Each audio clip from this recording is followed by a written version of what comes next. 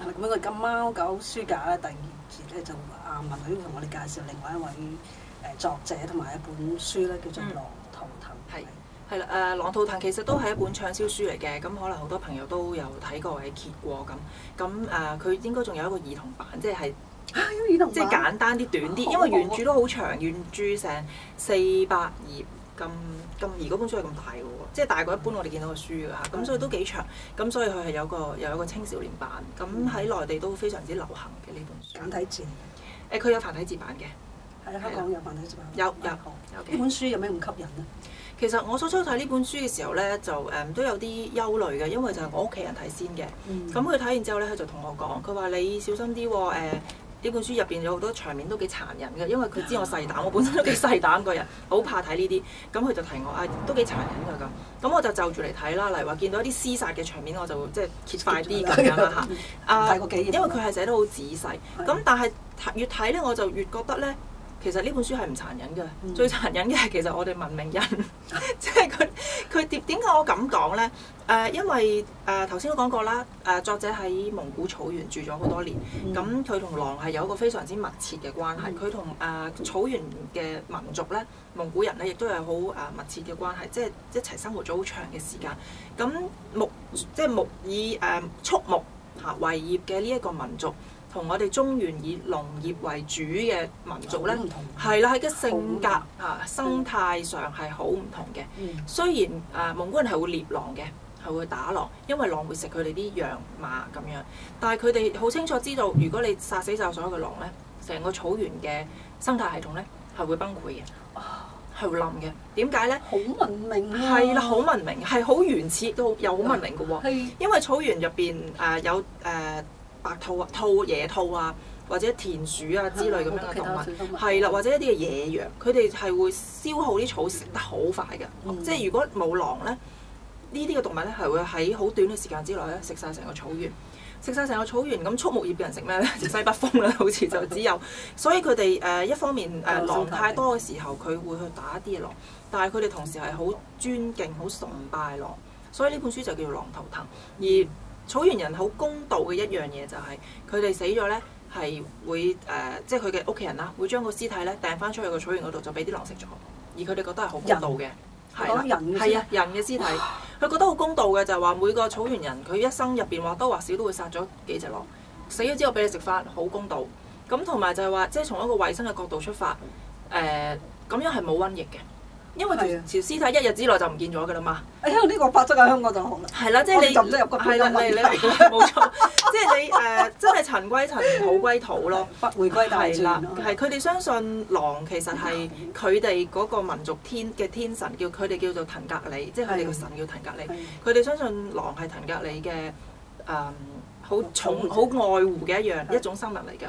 佢哋認為喺草原入邊咧，只有2種動物係識得向呢個上天係呼叫同祈禱，就係人同埋狼啦。因為狼叫嘅時候係個頭係向上嘅，冇錯啦。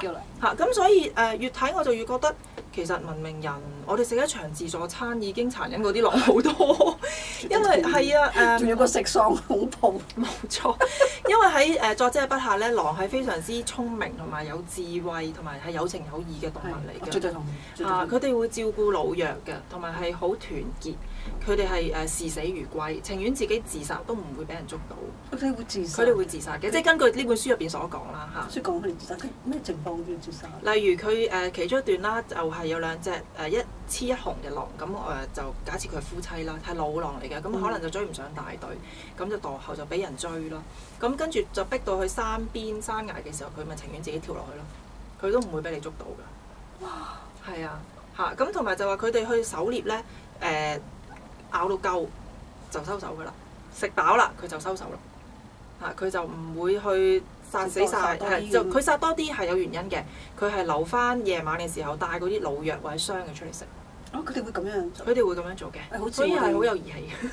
好似我哋好啲文明人都唔會咁樣。係啊，所以咁同埋作者亦都係提到就係話，佢終於都明白點解蒙古民族或者即係成吉思汗咧，當年咁少人咧，佢可以橫掃成個歐洲。即係歐亞洲佢哋所有嘅軍事嘅策略啊，嘅制度或者陣法，全部都喺狼嗰度學翻嚟嘅。係啊係啊。佢哋即係，因為據我所知咧，狼就係群體動物，佢哋唔係即係唔係好似即係食有啲好多即係單隻動物，佢哋成熟咗之後就會離群去自己生活咁。狼就唔係嘅，佢就係由出世咧就喺嗰個羣族咧，就一路到佢死。咁佢哋有輩分嘅。即係綱領嘅，係啊！呢個我淨係睇過某啲生物書，有少少咁樣樣。咁對於呢個咧，其實即係我哋睇翻我哋人嘅文化，有好多時都係從呢啲動物佢哋即係觀察佢哋咧係學到翻嚟。我哋其實嗰個文明都係咁樣樣嚟。同埋就係我亦都有一段令我印象好深刻嘅就係即係故事入邊啦。咁有一個嘅草原嘅夫妻咁啦，就向呢個敘述者即係。回憶翻咧，有一次佢哋捉狼嘅經過，就係話捉咗一隻狼之後咧，發現咧佢係一隻啱啱做媽媽嘅狼，佢個竇入邊仲有幾隻狼仔，應該咧就係一隻好後生嘅母狼，而佢係初次做母親經驗不足，所以就俾人捉咗，殺咗之後，即係捉咗佢之後啦，殺咗啦已經，先知道佢原來係一隻母狼咁一路講嘅時候咧，一路咧呢個草原嘅女士咧就喺度喊啦。即係嗰種感覺令我覺得，雖然佢殺佢，即係呢個人係殺佢係會打狼，但係同時佢哋係平等嘅。即係喺呢個殺戮嘅過程當中，唔係因為我威權過你唔係因為我要顯示我嘅權力，而係喺一個草原嘅生活上，我不得不咁做，而我同你係平等。而有朝一日我俾你咬死，我唔會抱怨。即係令我有呢一種嘅感覺，咁但係最無奈嘅就係書嘅結局亦都係提到因為當時係文革做背景啦，咁就畜牧佢就被視為不文明啦，即係或者好落後啦，或者咧人同動物之間一種咁樣互相制衡、互相尊重嘅關係，亦都被視為即係好落後啦，係啦，咁就吉普車、機關槍開晒入嚟，鏟晒喺草原去耕田，咁然之後天鵝變咗野味咁之類咁。咁一個係我講笑就係一個劣幣驅逐良幣嘅過程。